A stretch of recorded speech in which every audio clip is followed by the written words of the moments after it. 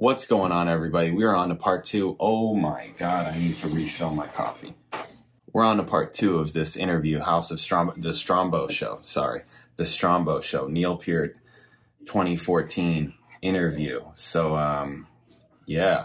If you're new here, please subscribe. Check out my videos, all kinds of videos, reaction videos, bass videos, music videos. Check it out. If you like the channel, if you want to support the channel, all kinds of ways, you can hit super thanks underneath this video. You can hit me direct in the description. I got PayPal, Cash App, Venmo, Amazon wishlist, mailing address, and I do donation request videos. So if there's something you want me to listen to, watch, talk about, a question, hit me direct, PayPal, Cash App, Venmo, and in the notes section, leave a description, leave a link, let me know what you want me to check out, and I'll make a video. All right, guys, let's get into this. Part two. Bam. When Rock and Roll Hall of Fame, which is obviously incredible, and we know the fan support for that. But when you think about R40 and the concept of the band is 40 years, are you the kind of guy that spends much time reflecting on that part of your life? Only in a cheerful way lately. Like proud to have done all that. You know, the Frank's not to think I did all that. And I was just visiting the ruins of Le Studio in Quebec, where we recorded from '79 so much of our most important work in the '80s. Yeah, as Permanent Waves, Moving Pictures, Signals, Grace Under Pressure, a pretty important body of work for us, all done there, and now it lays in ruins. And I did a little tour around it recently, but I just felt lucky and grateful to have had all that. Yeah, on the one side, it's sad that it's gone, and it's especially sad to me that no rock band will ever enjoy that retreat, right? What it meant artistically and personally together, to work in the studio all day and then go play volleyball at night, you know, under the lights. Those kind of experiences were so formative, artistically and as a collaborative unit. So that part was sad, but on the other hand, when I look back now, I'm most proud of most recent work, and Clockwork Angels to me is a lovely plateau to be on right now, and Snakes and Arrows before it I like, and pretty much in decreasing favor, as it should be, because I really do think that we got better and I got better, and naturally I like our more recent work better. Did I read once that you were disappointed in your performance in the Buddy Rich stuff, that you well, how could I not be? What are you talking about? And even Buddy himself said, look, I've never been totally satisfied with anything I've ever done, but I keep trying. Right. And for me, it was that kind. Yeah, it was tremendously difficult to... So for you then, for a guy who everybody talks about in these glowing terms as you're, you know, in that group of people who are the greatest of all time at what you do you go through that personal moment where you think, oh, something isn't clicking, something isn't right? Well, of course. I mean, like I said, if anyone's the master of drumming, Buddy Rich, and that was his analysis. Never been satisfied with anything he's ever done. You know, but that could also just mean you just don't enjoy. Oh no! And I'm saying I look back with kind of affection now, and even our earlier blundering work when we were experimenting crudely and learning to play our instruments, learning to write songs, learning to arrange songs. These are schools of study. You know, you don't just know them. Nobody just knows them. And I get impatient about that with prose writing too, right? Somebody goes, oh, I think I'll write a book. Really? You know, it's not, nothing can be undertaken that lightly. No amount of talent can make up for what the knowledge of how to do it. Was it you were saying that the art is not in the writing, but it's essentially in the revision? Like that's the real difference? Well, different authors. I loved George Saunders, a very modern experimenter in short fiction, and he was asked about all the casual writing that fills our world and our ether right now. What's the difference between that and literary writing? And he said one word: revision. Right. Yeah, and you go back, and the same with my stories. Yeah, I start out by scribbling notes in a notebook and writing down things I want to remember, but later, as you know, I want to refine all that and learn about the history of it, try to weave that history into a way that's entertaining. If I'm going to describe a landscape, oh my, it's like a painter painting it, you know, what it takes to imagine what the reader needs to know first. That's what I learned from the Elements of Style, as the old-time handbook, of course, Strunk and White, and one of their major rules that I learned from it, well, yeah, okay, there's a reader, I want him to feel the weather. I want her to see the sky. I want him to feel the emotion that I feel about this place, the magic that it has or doesn't. Well, that's beyond prose. That's also lyrics, that's songs, that's everything. Yeah, right? It is, but it's the craft of it. And so I know that I have gotten better by design and all those things. And about drumming, you know, I progressed on a certain self-perpetuated line, but it certainly didn't mean I know everything. And I started in the rock era as a rock drummer, so to go back to the swing era and a big band style drumming is a whole, and my teacher would have, it's a whole other thing. Yeah. And certainly it is. And it's so worthwhile, though, to face the challenge of going back to it. And I studied with teachers, I still study with teachers now, because that's what it takes if you're going to be among the good ones. You know, no one's going to use the best. Even Buddy Rich wouldn't use the best. Right. But if you want to be among the good ones, then it's incumbent on you. Yes, the world has allowed you this profession too. Okay, let's break it right down. If the world's going to allow you to hit things with sticks for a living, you ought to work at it. Yeah. Right, and so to me, the teaching was an important part of that all along. I've had 3 major teachers since I started, and Peter Erskine as recently as a few years ago, whose teaching I'm still learning from. His predecessor, Freddie Gruber, whose teaching I'm still benefiting from. And the whole going into swing drumming, no, I didn't know everything about it, you know, and no, it didn't come natural to me. But I worked at it, and when I did the most recent tribute concert, I chose a song, Love for Sale, that when I produced the tribute album in the early 90s, Steve Gadd had played on so beautifully. It was absolutely my favorite piece of work. So where do I set my goal? My Pretty favorite, high. You know, so that became it. So when I studied with Peter Erskine that year, it was all toward performing that song and all the things that I needed to learn and all the things that I could learn along the way. And the simple dedication to learning gave me a whole other gift that I didn't sign up and pay for or practice for. And it was a new understanding of time that gave me an improvisational ability that I had never had, ever, and always wanted. And there's 2 kinds of drummers or musicians you can be, really, compositional or improvisational. I was always compositional and happy about that, and all my best known drum parts are very carefully composed, intricate element by intricate element. But that's fine, but I didn't want, you know, I wanted more. So through that process I described, then I was given access to the world of improvisation. Could we imagine a time where you take some of your early records and you just re-record the drum parts? Another way I could do it. You know, it sounds silly, but of course we've discussed that, because over time circumstances affect things so much, and there are certain songs that we believed in. Here's a good example of the Rush way of doing things. We've never given up on a song. We do not have a single unreleased song. Wow. Seriously? No, ever. Because if we went far enough, we believed in it, right? That's very interesting. We kept working on it. A lot of stuff got thrown away before it got that far, right? Or siphoned into other songs. I call my lyrical file the scrap pile, you know, and I go when I'm looking for bits and pieces. Right. And musically we're the same. If things not happening, we throw it away. There's one song on Clockwork Angels that was Wish Them Well. 3 times we wrote that song and threw it away, and it was the 3rd version finally that pleased us all.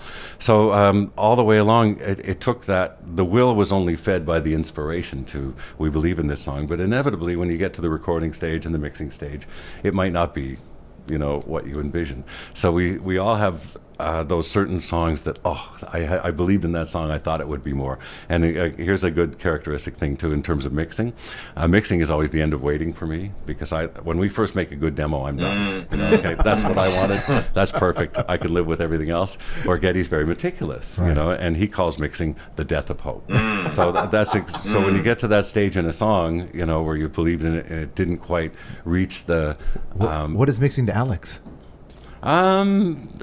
Alex is a more spontaneous individual all the way, and yeah, again, he would be a lot quicker about it, I think.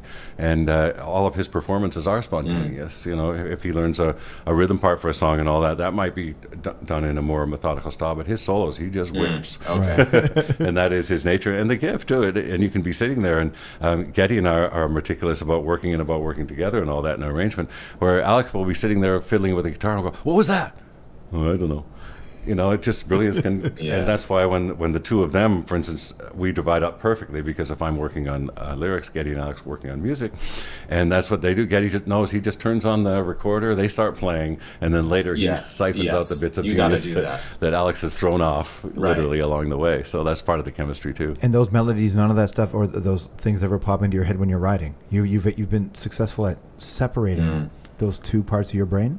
When I'm riding Yeah. on the motorcycle? Yeah. Well, music is always playing, but I have no control over what it is or bother. I might spend a whole day trying to remember the lyrics of one old song, you know. Just, But none of them are yours. Like you don't get off the bike one day and say, I think I have a lyric for a no, new it's Rush not tune. a creative endeavor. There's such a matter of will and focus and concentration, and that to me is the opposite of creative thought. Let's talk about that word will, because isn't what this is all about really in this life? I think it's so much what it takes, not just to accomplish anything, but to resist all the other stuff, right? You have two paths, and especially if you're in the arts world, and especially if you've been in the arts world in the 60s, 70s, 80s, 90s, there's not only been a lot to accomplish, but a lot to resist too. Yeah. So, yeah, absolutely, will is a part of that, and a reason I was saying before why a lot of artists surrender, you know, to demons and temptation because they lack the will to resist it, and it's a tragic thing. Again, so much trash is talked about people, and God, there's I see stories in passing about some actress that's obviously mentally ill, and people keep tormenting her and chasing around. I said, what's wrong with people? Can't you see that? And even some old sports team owner that started spouting off nonsense because he's demented, right? You know, and somebody betrayed him, and they're portraying all this stuff in public. And if anyone knows someone who's gone through that, talking about the humiliation of it for the person and for their family, should that really be of public concern? Mental illness of any kind, is that a joke? Well, it is the modern Christians in the lion's den. It is the modern Colosseum with the Romans, right? Which is everybody that gathers around to watch somebody pay for it. Yeah, I don't like it. Oh, it's terrible. But perhaps it's just one of those parts of us as humanity and humans, right? And possibly will evolve it. And there, I picked up a germ of hope from you, just because we used to do that kind of stuff, right? And thankfully, I guess our arena of public spectacle isn't quite so gory and sadistic now, and perhaps that's evolved. And we talked a little bit earlier about civil rights. Yes, there's far to go, but man, consider it 50 and 60 years ago, right? What people went through, and just imagine some here's another good song coming up for you. Sammy Davis Jr.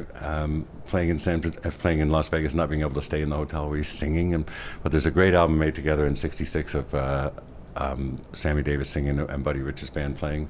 I think if you can find a song from that, we can find it. Play one. I think I have it on my hard drive, actually. I think we can. Thank you so much for spending the time with us. Give me and the people listening 3 roads we can't miss that we have to ride. Oh, God, that's the things I don't ever think about, but I'm going to go take it a little bigger. 3 geographic experiences with roads going through them. Interesting. Yes. How about that? I like that. Okay. Well, mountains are, of course, about the biggest geographical attraction. I'm going to pick the Sierras from Yosemite, the Tioga Pass, going east over the Sierras from Yosemite. What's the right song to play for that? You shouldn't play a song. You should be riding that bike. Well, on this radio show, what should we play? What does it feel like? Can you think about it? Yeah, that's majesty. And I'm trying to describe actually Western landscapes, not to get off too far, but I come to musical metaphors like that. And when I first stood in front of the Grand Canyon, for example, it was a power chord. Yeah. It just brushed me back like ching. And Utah, the rock formations there just reminded me of classical. I would look at one of them and say, oh, Mahler. Yeah. You know, they just have that kind of grandeur and can be emotional impact. Their light seems to radiate out of them later in the day. So I'm going to say Utah too, and just in general, to travel south to north through the national parks of Utah. That's easy. And then I'm a big fan of deserts. Yeah, see, those are 2 kind of mountainous ones. I've got to send you across the Mojave. Yeah, traveling northeast from Palm Springs through Joshua Tree National Park. That's where we and then up to Old Route 66 and up through Death Valley into Nevada. I think if you did those 3 rides, that might be a bucket list. And if you ever have an occasion to stop at 29 like a million Palms, times. there's a rib shack just to the west. And live there. The entrance to Joshua Tree, which I don't eat the ribs anymore, but when I did, it was almost worth living just for that. Oh, Arkansas is for ribs, but that's another conversation. Good to see you, sir. Thanks for your time. I would choose. What I missed what he said about the ribs in Joshua Tree. You talking about the saloon or something like that? Yeah, I wouldn't. I mean, it's fine, but like, I wouldn't say that that's the best place for ribs at all. Anyways, that's interesting. I mean, you know, I lived out there, and the West it's gorgeous. It is. It's totally gorgeous. But yeah, that drive is pretty. There's no place. I mean, you know, when I first went to the desert up there, the high desert. It's like, you either like love it or you hate it, because it's very stark, but like vast. And I was just like, this is incredible. I've never seen anything like this ever. This is like, there's no place like this. It's incredible. And it like drawn to it. And, you know, I eventually moved there and bought my first and second house there and met my wife there, and she, you know, all that kind of thing. Yeah, it's gorgeous. It's incredible. It's totally incredible out there. Really incredible. And I haven't been to the Grand Canyon yet. Isn't that crazy? I just missed it. I've been to Jerome. They mentioned Jerome. I've been to like that whole area, you know, like Sedona and all that. And I went to Zion, but I haven't been to others in Utah.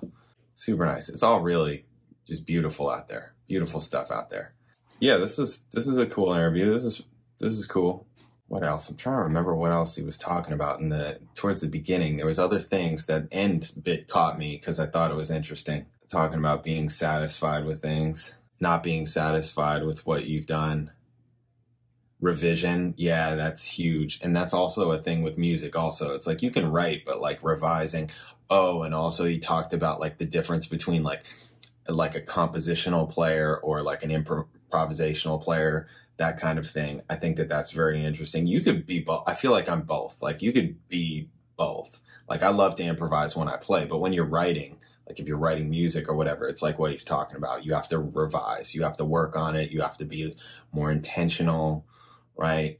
Obviously, if you're writing like a jazz song or something that's meant to be improvised on, there's that, but that's different. That has to do with performance, and you're writing a composition for improvisational performance. Whereas other things you may need to be more specific on. Like when I was doing the Earth, Wind and Fire thing, we were specific on the parts. We're specific on the parts.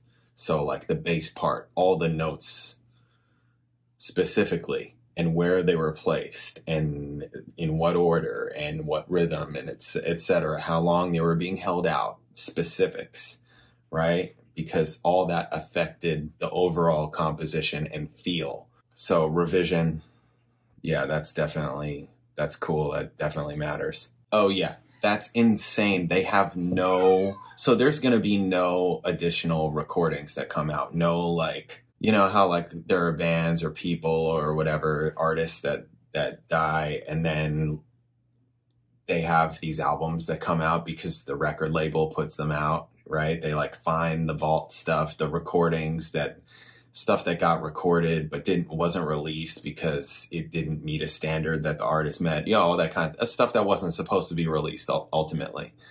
How they do that, but you know, it's a money grab, right? I mean, that's how I see it. It's like, okay, all right, yeah, they didn't mean to put that out on purpose, and maybe it's not finished. Like I just saw one that like Queen put out, right? And it's like really stark. It's less produced. It doesn't have the added parts to make it grand. Like Queen would make something grand, right?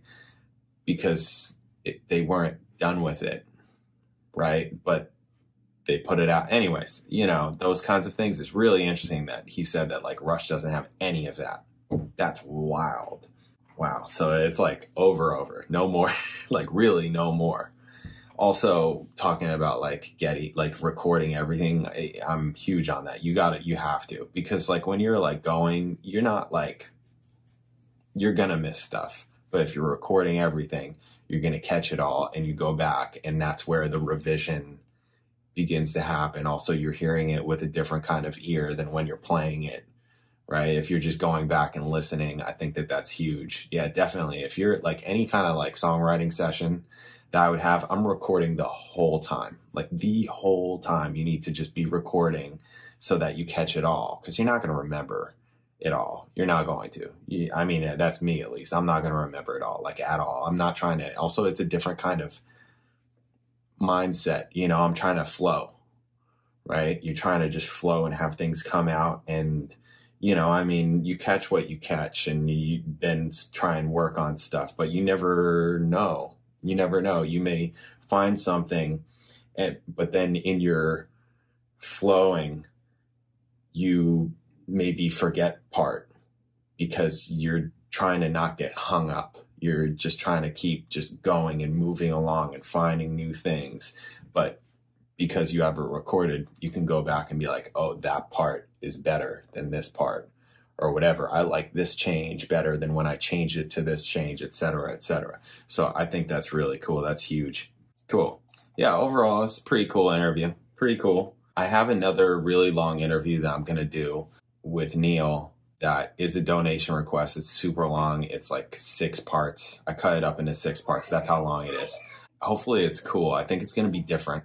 Looking forward to it. Definitely be on the lookout for that. And also, again, I have these ornaments that my wife made that I will be sending to 10 people. I have 10 of them.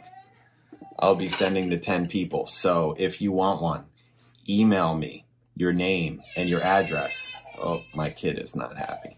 Email me your name and your address, and please live in the United States because I got to pay for these to be shipped. Yeah, so awesome. Thank you guys for watching. I'll catch you in the next video.